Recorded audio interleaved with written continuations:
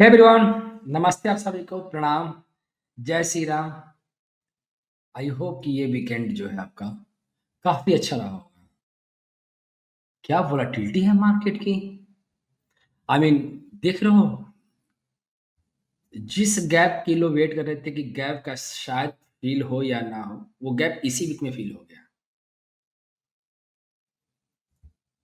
ये जो न्यूज़ बनती है, इस न्यूज़ को माइक्रो न्यूज़ बोलते हैं और ये ज़्यादातर जब कुछ फिनिश हो रहा होता है, लास्ट मोमेंट में बनता है। वेव 4th पर या वेव 2nd पर। कभी भी एक्सट्रीम लेवल का जो न्यूज़ आएगा, वो हमेशा बॉटम पर या टॉप पर आएगा। हमेशा ध्यान रखना। मिड में कभी भी इस तरह की न्यूज़ नहीं मिलेंगी। तो सेंटिमेंट चाहे कुछ भी हो, लेकिन इस तरह का जो न्यूज़ मार्केट में जो चल रहे हैं, जो 500 600 पॉइंट की कोई वैल्यू ही नहीं है। 500 600 पॉइंट की किसी भी मार्केट में वैल्यू नहीं है। ये भी खास कंसीडर कर सकते हैं कि 5 टू 6% की मार्केट में कोई अब वैल्यू नहीं है। और मुझे जो ऐसा फील हो रहा है कि आने वाले टाइम कुछ और भी वोलाटाइल होने वाले हैं। जैसे छोटा सा एग्जांपल मैं आपको दे रहा हूँ कि जब मैं इलियड सीख रहा था, तो मैं आपको लगे हाथ चार्ट के साथ समझा दूँ आपको। जब मैं इलियड सीख रहा था उस वक़्त, जैसे कि एग्जांपल ले लो कि यहाँ से ए के ज़िगज़ैग का ये पैटर्न है, ठीक है ना? तो इस ज़िगज़ैग के पैटर्न पे जो बी होता है, हमने ये पढ़ा है कि या मैक्सिमम बुक्स में भी यही लिखा है कि जो बी बनता है वो ज़्यादा से ज़्यादा ये 50% जा सकता है, ठीक है? आज हम क्या पढ़ते हैं कि ज़्यादा से ज़्यादा ये 61.8% जा सकता है। और करेक्शन में वही, अगर हम इर्रेगुलर की बात करें तो हम ये पढ़े हैं कि जो बी है वो बराबर हो सकती है। और हम लोगों ने रिसर्च किया है, हम लोगों ने पढ़ाई किया है कि जो ये फ्लैट का जो बी बनता है इर्रेगुलर में, वो 111% होता है। 111, अब तो यही ऐसा लग रहा है कि आने वाले टाइम पे कहीं ये 123% या 138.2% भी हो सकता है। जिस तरह से ये वोलेटिलिटी देखी जा रही है, मतलब अमेजिंग वोलेटिलिटी देखी जा रही है मार्केट में। अगर रही ये तो करेक्शन की बात है। हम एक इम्पल्स की बात करूँ तो इम्पल्स में 1, 2, 3, 4 और देन 5। तो जो 5 जो हमने, जैसे कोई भी इलियड की बुक पढ़ोगे ना, तो 2 रेशियो को जनरली मिलेंगे। एक तो 61.8% और एक 100%। तो आई थिंक 61.8% का जो रेशियो वो थोड़ा-सा हटाया गया है। बट हाँ, रूल ऑफ इक्वालिटी की क्राइटेरिया जो होती है ना 100%, ये ज़रूर मेंशन है। तो मतलब कहने का कि वेव थर्ड जो है मिनिमम 100% जो है हो सकती है। ठीक है ना? लेकिन अब क्या है कि वेव थर्ड जो है मिनिमम जो है 161.8% होनी ही चाहिए। तो देख रहे हो कितना ज़्यादा ड्रास्टिकली चेंज होता जा रहा है। तो इलियड वेव में अगर ये कोई कहे, चाहे मैं ही क्यों ना बोलूँ कि नहीं जी इलियड वेव में बस यही रूल है, तो ये हमारी कहीं ऐसा ये हो गया कि चलो जी हमें तो सब कुछ आता है। जो मैं बता रहा हूँ वही रूल है और वही गाइडलाइन नहीं। यहाँ पर आपको या हमको हर टाइम अपडेट और अलर्ट रहना पड़ेगा। जो मैंने देखा आफ्टर कोविड हर दिन कुछ ना कुछ सीखने को मिल रहा है मार्केट से, और न जाने कितना कुछ सीखने को मिलेगा इन फ्यूचर, नो आइडिया। ये तैयार रहना आप सब लोग। तो ऐसा नहीं कि कोई भी स्ट्रेटजी काम करे जा रही है, कोई भी इलियट वेव में भी बहुत सारे वेरिएशन, बहुत सारे रूल्स और गाइडेंस धीरे-धीरे और ऐड होते जाएँगे। और ये नोट कर लेना है बात, ठीक है? तो अभी जो मार्केट ने मंडे को जो मार्केट ने चेंज लिया, देखो कितना बढ़िया। अगर आप यहाँ से मैं आपको थोड़ा-सा दिखा दूँ निफ्टी में। ये 111% क्यों आया? क्या रीज़न था कि 111% ही आके रिवर्स करना शुरू किया? तो बहुत बार काउंटिंग करते वक़्त जो है, इसको अब काउंटिंग में अब इसको वाई भी रखा जाएगा। अब ये बॉटम लगा तो जेड रखा जाएगा, यही ना? जबकि मैं 4th मार्च को बता रखा था कि भाई यहीं पर जेड जो है फिनिश हो चुका है। देखो लेकिन इसके बाद बॉटम आया, तो जेड अभी यहाँ पे नहीं जाएगा। जेड ही जेड जो है ऑलरेडी यही है। जेड ऑलरेडी यही है, ठीक है? हाँ, इस जेड को कंसीडर किया जा सकता था अगर जो जेड है यहाँ पर 127% की क्राइटेरिया को मीट कर दिया तो। अगर मीट नहीं कर रहा है तो इसका मतलब कि जो वाई का जो मूव चल रहा है, ये हो सकता है कि ये अपना ए और ये बी, क्योंकि बी ए जो 111% है, यहाँ पे 2 क्राइटेरिया होती है इर्रेगुलर नेचर में, या तो ये बी बने या तो ये लार्ज लार्ज एक्स बने। तो बी या लार्ज एक्स का क्राइटेरिया इसने मीट किया हुआ है और एग्जैक्ट 111% से प्राइस जो है रिवर्स करना स्टार्ट किया है। और अभी जो है जितना गैप था अब तो गैप फिल हो चुका है, इसका मतलब है स्टेबिलिटी हो रही है धीरे धीरे। हाँ, यहाँ से जो मूव गया ये ए और यहाँ से जो प्राइस गया बी। तो अब जो प्राइस जो गैप फिल किया है, गैप फिल करने के बाद जब प्राइस जब चलना शुरू किया है तो 61.8% पर आके पूरा जो है गैप इसने फिल किया। और खैर गैप को उसने प्राइस जो है सस्टेन नहीं कर पाया है। तो अभी अगर हम बात करें कि यहाँ पे क्या हो सकता है, तो देखोगे ना यहाँ पर इस वाले पॉइंट पर बहुत बढ़िया क्लस्टर बना पड़ा है, देख रहे हो ना।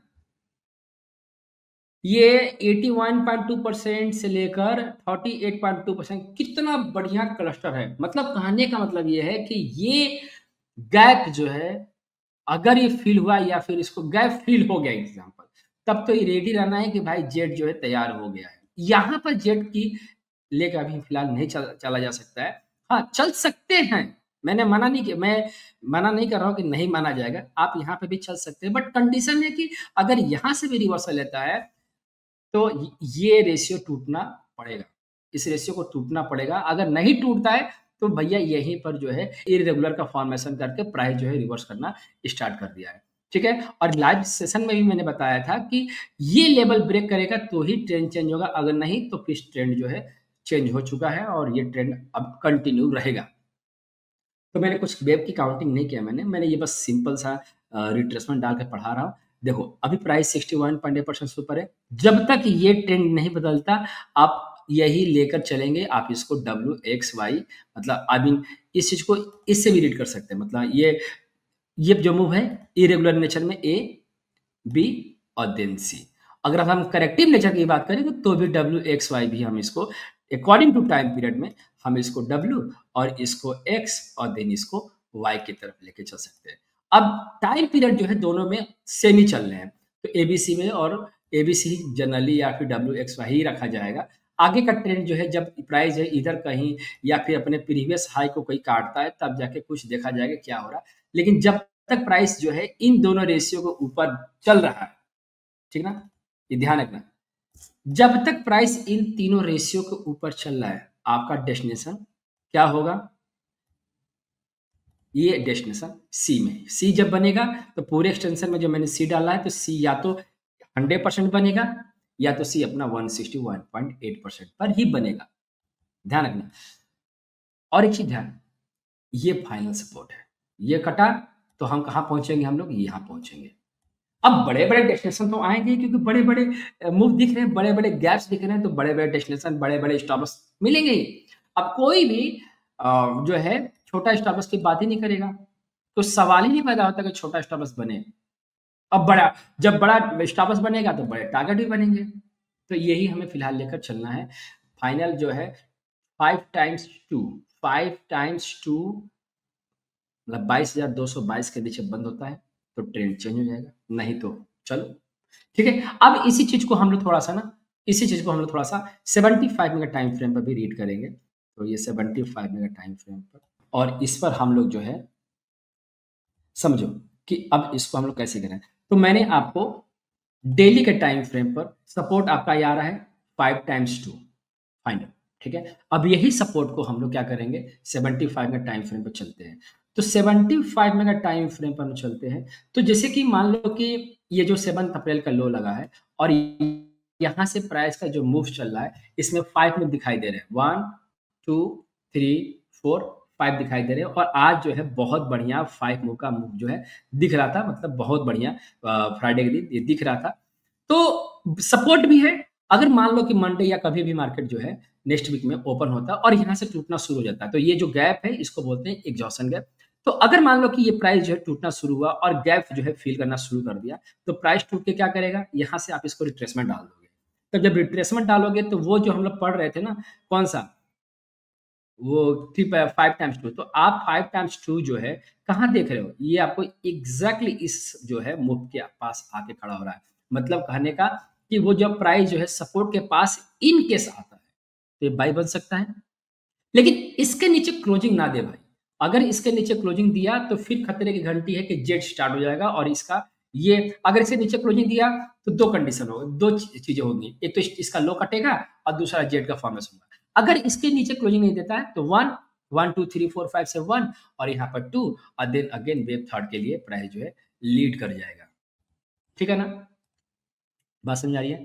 तो कंक्लूजन क्या निकल रहा है, डेली के टाइम फ्रेम पर 5 टाइम्स 2 मतलब 22,222 का स्ट्रॉन्ग सपोर्ट बना पड़ा है। इसके नीचे क्लोजिंग नहीं चाहिए, इसके नीचे क्लोजिंग आ जाता है तो क्लियर है कि जो जेड है, कितना जेड है जी, जेड है अपना 21,457 127%। ठीक है ना, बन जाएगा। अगर नहीं आता है, अगर वो क्लोजिंग नहीं आती है तो वही 2 टाइम्स 5 टाइम्स जो 2 है वो सपोर्ट बनकर कहाँ तक आएगा 61.8%, जो अभी तक की मार्केट है। और ये हमारे लिए एक अपॉर्चुनिटी की तरह आ सकता है, मतलब यहाँ से फॉल आता है तो ये भी बाई बन जाएगा, आप यहाँ से एक्शन ले सकते हो, इससे भी एक्शन ले सकते हो।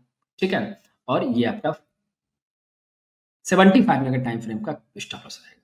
ठीक है ना, तो ये तो रहा निफ्टी का मूव। आई होप कि आपको निफ्टी का मूव आपको समझ में आ गया। अब बात करते हैं बैंक निफ्टी का। सबसे सिंपल बैंक निफ्टी चल रही है, जो मैं भी शॉक्ड हूँ कि इतना स्मूथ कैसे चल रही है बैंक निफ्टी अब। जो पिछले काफी टाइम से ये परेशान की थी, तो हम लोग चलते चलते हैं और इसको केवल डेली के टाइम फ्रेम पढ़ेंगे, क्योंकि डेली के टाइम फ्रेम में जो मैं देख रहा हूँ कि कितना बढ़िया मार्केट जो है डेली के टाइम फ्रेम पे काम कर रहा है। तो डेली के टाइम फ्रेम में बैंक निफ्टी जो है, हम लोग तब से पढ़े, जब टैरिफ नहीं आया था तब से हम लोग यहाँ से जब प्राइस चलना शुरू किया था, तब हम लोगों ने डिस्कस किया था कि भाई जो सी बनेगा और सी कंप्लीट एग्जैक्ट डेस्टिनेशन हम लोगों ने पकड़ा इसको। इसके बाद ये भी पकड़ा कि यहाँ तक जो है लार्ज एक्स बनेगा और लार्ज एक्स के बाद जो है रिवर्स करना शुरू करेगा। परफेक्ट रिवर्सल है इस पर, लार्ज एक्स। अब यहाँ पर लाइव मार्केट में हम लोगों ने यहाँ पर पकड़ा हम लोगों ने, और मार्केट अभी 23% खड़ा है। अब कान खोल के सुनो कि अब अगला स्टेप क्या हो सकता है। अब लार्ज एक्स तो है, लेकिन अब इतना लंबा स्टॉप लॉस लेके नहीं चल सकते। हम क्या करेंगे, 38.2% पर चीजों को शिफ्ट कर देंगे। 38.2% क्यों, क्योंकि 38.2% को फेलियर रेशियो बोला जाता है। तो अगर प्राइस जो है अगेन ये 38.2% का रेशियो को ब्रेक करता है, जो है 50,286 50,286 के नीचे अगर बैंक निफ्टी ने क्लोजिंग दे दिया, फिर तो ये भी चला जाएगा, मतलब ये भी इसका लो काट देगा। अगर नहीं काटता है, नहीं क्लोजिंग देता है, तो बैंक निफ्टी को एटलीस्ट 81.2% जो है 53,195 तक एटलीस्ट हमें वेट करना चाहिए, with the protective stop of the 38.2% जो है 50,286 with the closing of the with the closing basis.